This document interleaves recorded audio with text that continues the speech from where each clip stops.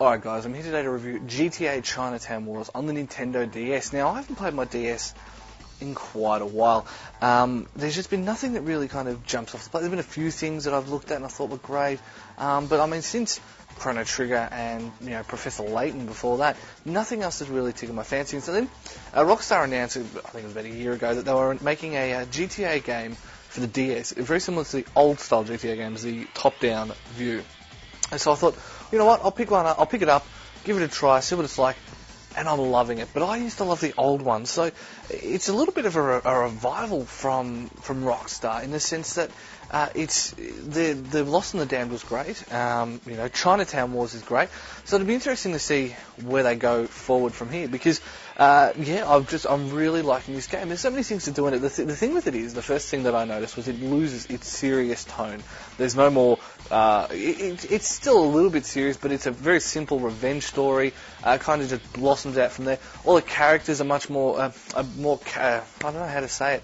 They're much more vibrant. They're almost caricatures of the intended targets. So it works really well in the sense that it's that little bit lighthearted. There's also a lot of things you can do in this game that I think are missing from the other ones.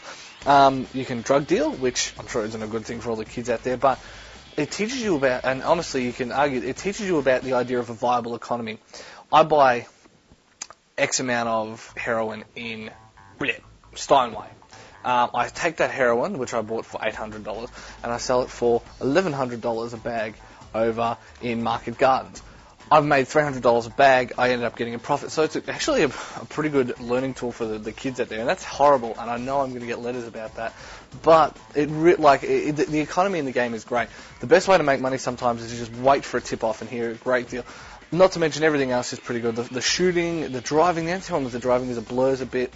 I'll tell you what, I'll go down some scores and we'll get that out of the way. First is the graphics. The graphics for a DS game look pretty good. The cutscenes, the character models are back to that kind of GTA 3 style, you'd almost say, with the kind of vaunted faces and stuff. But other than that, I mean, the game's pretty vibrant. I mean, it's funny watching your guy. I mean, when you see car flip and stuff like that, how they've managed to do that looks really good. When your guy gets hit by a car and he falls over a bonnet or he comes off a bike or something, they've managed to make it look really good for a DS game anyway.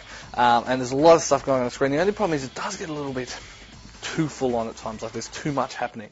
So, while the graphics are great, there's just sometimes when, I mean, the cops blend in with the road. Just the colour scheme ends up blending in with the road. So, you'll be driving along, smack, straight into a police car. Not the best way to go. So, I'm going to give the graphics on this one a 7.5 out of 10, and the sound. The sound is great, like for what they've managed to pack into it, it sounds awesome. You know what kind of guns being fired because they're very different noises.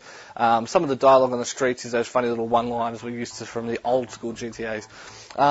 Everything has its place, and nothing ever really sounds messy. Like everything, like you hear the horns blaring when you hit a person, they crunch. It's all very crisp, very clear, serves a purpose. There's no voice acting, but you know it's to be forgiven. It's a DS game, so I'm going to give the sound an 8 out of 10.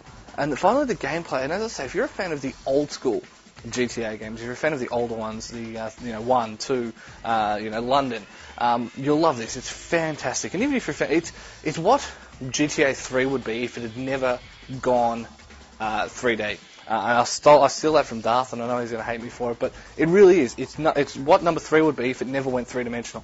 The scratch cards, the drug dealing, the car stealing, all that kind of thing. All of it's fantastic. But garages again, so you don't have to worry about someone bumping into your car, knocking it outside of your parking spot and losing it. Great game.